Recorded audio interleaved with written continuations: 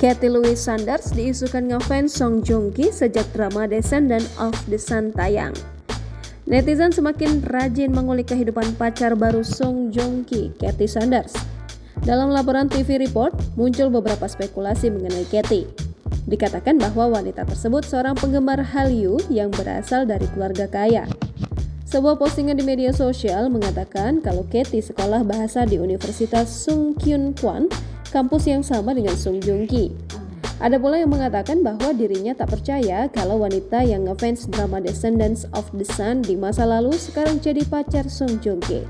Selain itu, muncul rumor kalau ayah Katie menjalankan perusahaan yang memasok senjata ke Amerika Serikat dan ibunya adalah orang kaya yang dulunya model. Sementara itu, pada pidato kemenangan Daesang, Song Joong Ki berterima kasih kepada Katie, Narla, Maya, dan Antes. Lalu setelah kabar Song Joong Ki memiliki pacar baru, unggahan Katie Louise Sanders menjadi sorotan. Dari unggahan lama di akun Facebook Katie pada tahun 2014, dia menyebut nama-nama anjingnya yang diberi nama Maya dan Antes. Sebagai informasi, Katie Louise Sanders merupakan aktris asal Inggris yang berusia 38 tahun. Dia lahir di London pada 21 Juli 1984. Dilansir dari situs IMDb, Katie adalah aktris keturunan Inggris dan Kolombia. Katie besar di London, saat remaja ia pindah ke Milan, Italia.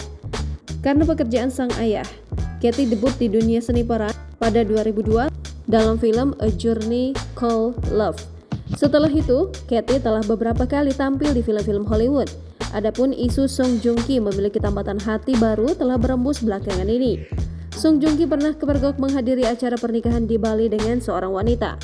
Wanita tersebut juga jalan bersamaan dengan Song Joong Ki ketika sang aktor tiba di Bandara Incheon, Korea Selatan setelah berkegiatan di Jakarta. Sebagai informasi, Song Joong Ki menyandang status duda sejak Juni 2019 setelah bercerai dari aktris Song Hye Kyo. Jangan lupa subscribe, share, komen, dan like ya!